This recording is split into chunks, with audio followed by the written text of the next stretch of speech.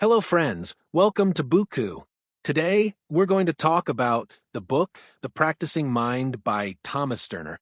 In our lives, we often become so focused on achieving something that we obsess over the result. We want to learn how to play the guitar quickly, become a master at painting, or become perfect at a new skill as soon as possible. But Thomas M. Sterner explains in this book that the real joy comes not from the product, the final result, but from the process, the journey of learning something. When we only think about the result, we tend to rush, get frustrated, and forget to enjoy the process. Imagine you decide to learn a new musical instrument. Every day, you think about the moment you'll be able to play your favorite song perfectly. But when you sit down to practice, you feel like there's still so much to learn. Your fingers don't move right, the music doesn't sound good, and you get irritated. The problem here isn't that you can't learn, it's that you're only focused on the result and not enjoying the process. Sterner says that to master anything, the most important thing is not just to focus on the outcome, but to pay attention to the journey. When you adopt the mindset that you only need to focus on practicing and enjoy the process, your skills will gradually improve, and you'll become better without stress. To understand this better, imagine you're making a painting. If after every brushstroke, you worry about how the final painting will look, you'll likely feel disappointed looking at the canvas and think it's not looking good enough. This will lower your confidence. But if you see every stroke as part of a fun process, you'll do better work without pressure. If we look at Sterner's ideas from the perspective of sports, top athletes follow the same mindset. They don't only focus on winning the trophy, they enjoy their daily training. The small improvements each day are what lead them to victory in the final match. If a cricketer only focuses on scoring a century, he may play in fear and miss many shots. But when he focuses on playing each ball with attention and works on every movement, he becomes a great batsman. Apply this to life. Often we get so stressed by big goals that we become tired before even starting to achieve them. Suppose you're preparing for an exam, and all you think about is how many marks you need in the end. If your focus is only on the marks, studying will feel like a burden. But if you adopt the mindset that you'll enjoy learning something new each day and treat understanding each topic as a small achievement, you'll learn better and with less stress. Sterner's idea isn't limited to studies or skill learning. It applies to everything. You can apply it in your personal life, too. For example, if you want to build a new habit, like waking up early, and you keep thinking, I still can't wake up early, I don't know when this will become a habit, you'll get discouraged. But if you just focus on the process, adjusting your wake-up time gradually, you can build the habit without pressure. Similarly, people who go to the gym, if they only think about when they'll achieve the perfect body, they may tire quickly and quit. But if they go in with the mindset that they need to improve a little each day and enjoy their workout, they can keep going longer and the results will follow. In truth, when we focus only on the final result, we feel pressured, may get disappointed, and give up. But when we focus on small steps each day and enjoy the journey, we not only get better, we also stay happy. Sterner's idea teaches us a great lesson: patience and being present.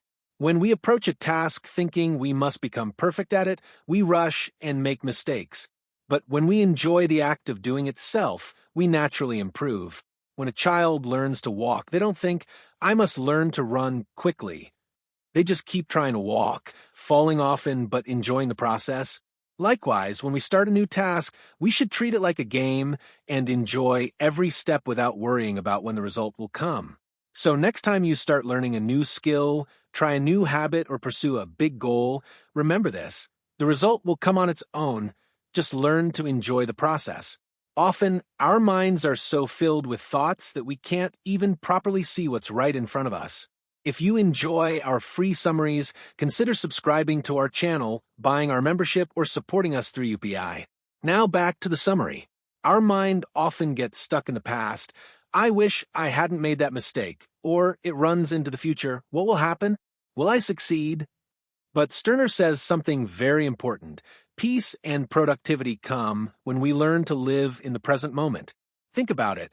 Have you ever done something and later thought, I wasn't fully present, or I don't even remember how I did that? That's because when we're doing something, our mind is somewhere else, either on past regrets or future worries. This keeps us from being fully immersed in the task, and the quality of our work suffers. Stirner explains this very simply. Imagine you're painting.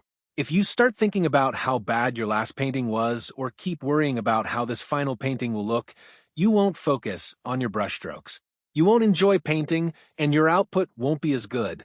But if you stay fully present in the moment, enjoying each stroke without any other thoughts, your painting will turn out better, and you'll feel more satisfied. The main point here is, our mind keeps swinging between past and future, and we forget to live in the present. But when we learn to center ourselves in the current moment, we gain a special kind of clarity. Let's look at another angle. Suppose you're preparing for an exam and your focus is only on what if I fail, or last time I got low marks, it'll happen again. Then you won't be able to focus while studying. Your mind will be anxious and you'll struggle to understand the material. But if you just focus on understanding the current chapter in front of you, you'll study better and build a strong grip before moving on. Stirner says that a lot of our anxiety and stress comes from not living in the present moment. When we focus only on the now, the mind is calmer, there are fewer distractions, and we can work more efficiently. Let's take a daily life example, driving. If you're driving but your mind is on what you'll say to your boss, or why you had a fight with someone earlier, what could happen? You might forget to use indicators, run a red light, or even crash. But if you focus only on driving at that moment, you'll stay safer and the ride will be smoother. Similarly, if you're talking to someone but your mind is elsewhere, the other person will notice that you're not paying attention. That means you can't communicate well or build strong relationships. But when you're fully present in a conversation, listening carefully, observing expressions, and enjoying the interaction, your communication skills improve, and the other person feels more connected to you. Now, let's look at this lesson from another angle, mindfulness. Mindfulness means doing any activity with full awareness. For example, if you're eating but scrolling through your phone or thinking about something else, you won't fully enjoy the taste of your food. But if you take each bite with awareness, notice each flavor, the food will taste better. That is mindfulness, doing everything with full presence and attention. Stirner's lesson also teaches us that we often ruin our present by getting stuck in past mistakes or worrying about the future. But the truth is, all we have is the present moment, and that's where we can do our best work. Think about a musician performing on stage. Are they thinking about how they performed at the last show, or what will happen if they hit a wrong note? No, they're fully in the moment, feeling each note, and that's how they deliver a great performance. Stirner teaches us that if we approach every task with the mindset of focusing only on the now, our productivity increases, and our lives become simpler and more peaceful. So, the next time your mind gets tangled in unnecessary worries, ask yourself one question: what am I doing right now, and am I fully involved in it? If the answer is no, gently bring your focus back to that task, and you'll see how things start getting better. Living in the present moment isn't a magic trick, it's a habit that develops gradually. But once you learn it, your life transforms in a powerful way. The role of self-control comes in when you can control your mind and choose what is right, then you can master anything. Thomas M. Stirner emphasizes that our thoughts control our actions.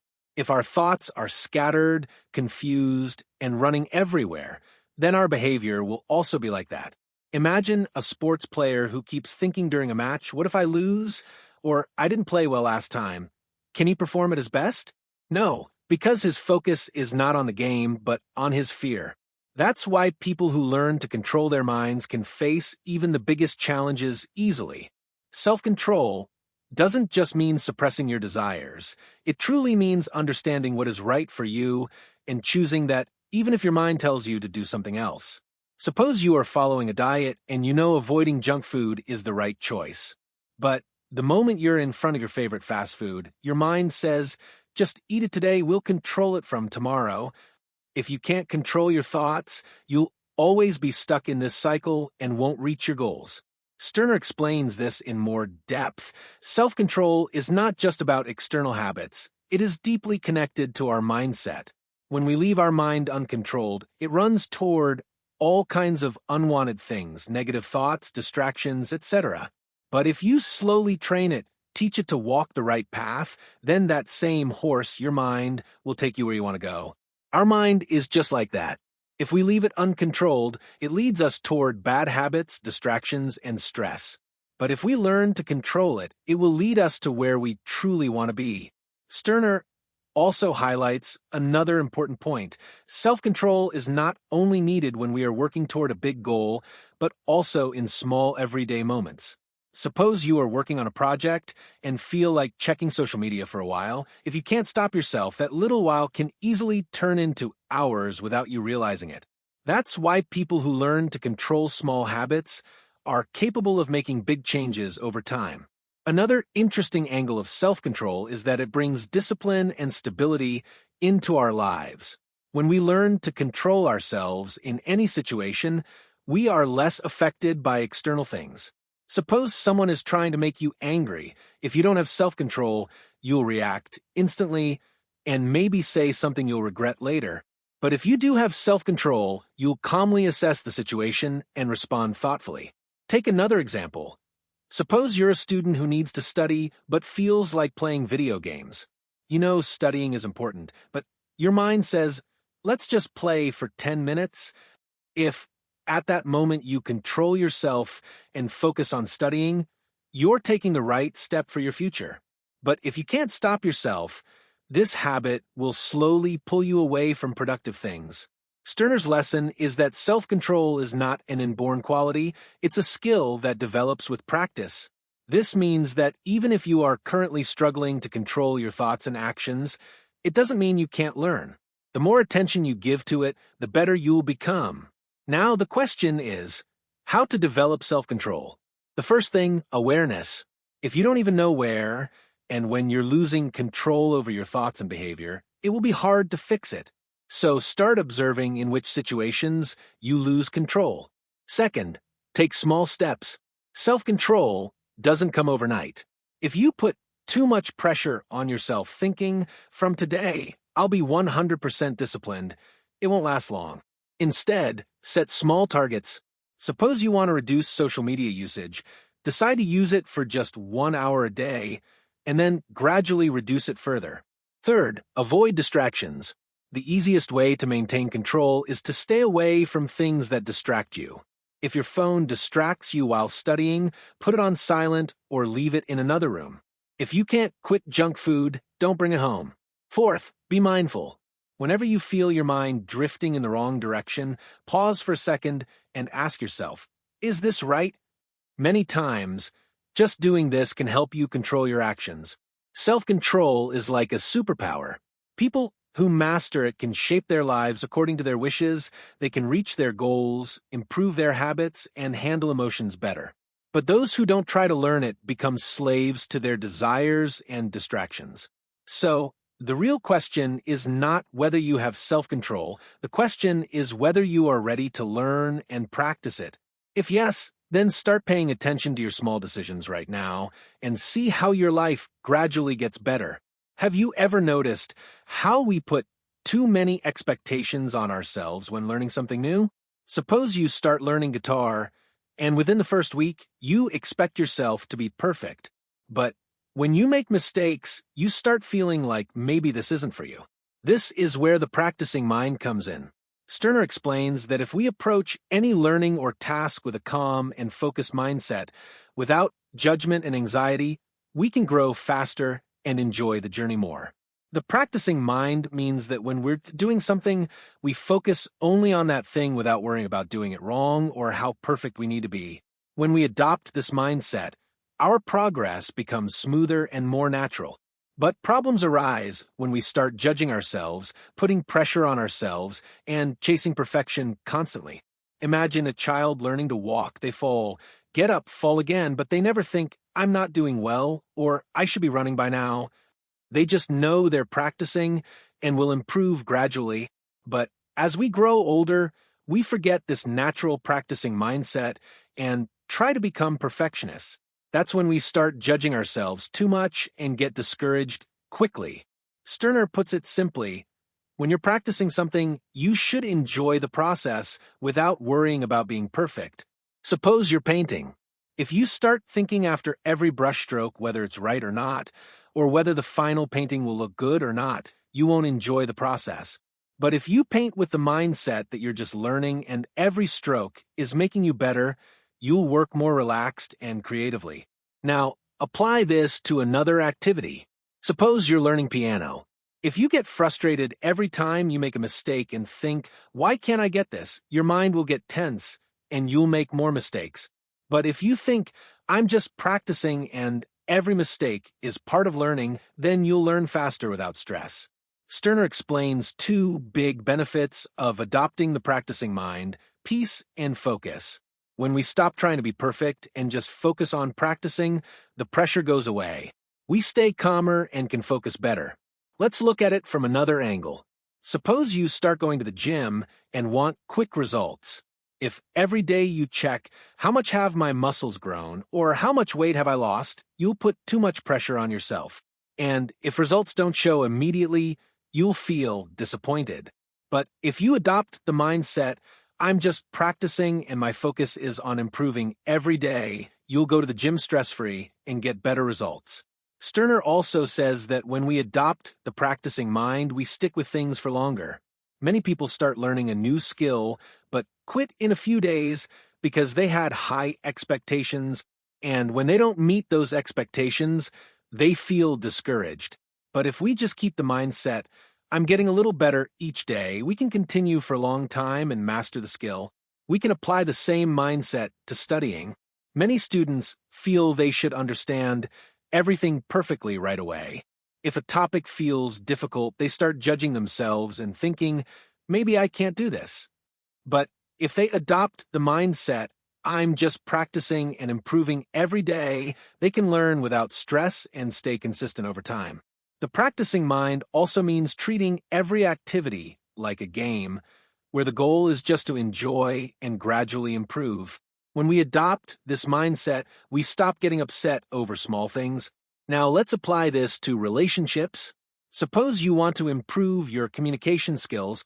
Ask yourself this question: am I doing this with a perfectionist mindset or a practicing mindset? If you're constantly judging yourself and feeling the pressure to be perfect, that's a red flag. In that moment, remind yourself, I'm just practicing and my job is to get a little better each day. When we learn to adopt this mindset, life becomes much simpler and more enjoyable. We no longer feel anxiety or the pressure to be perfect in everything. Instead, we just enjoy each activity and gradually master it over time. This is the biggest lesson from Thomas M. Stirner's book. Don't focus on perfection, just keep practicing and enjoy the journey. Have you ever wondered what's the biggest obstacle when we try to learn something new? It's our own judgment. As soon as we try something new, our mind starts judging us. Why am I not doing well? Why can't I get it right? Maybe I'll never be good at this. This is the pattern that holds us back. Thomas M. Stirner offers a very simple yet powerful method to break this pattern, the DC method. Do, observe, correct. This method says that whenever you're learning something, do it without judging yourself. First take action, then observe what went right and what went wrong, and then correct it without any emotional stress. When we do anything with this mindset, we learn faster and get better without unnecessary pressure. Imagine you're learning to drive. If every time you change gears you start judging yourself, why can't I get this right? Why is the component placement wrong? Can you learn to drive in a relaxed manner? Probably not. But if you see it as a simple process, first do, change the gear, then observe, how did I do it? What went right or wrong? And then correct it next time with more focus. You'll learn quickly and without stress. That's the DC method. Do not judge yourself. Just observe and gradually improve.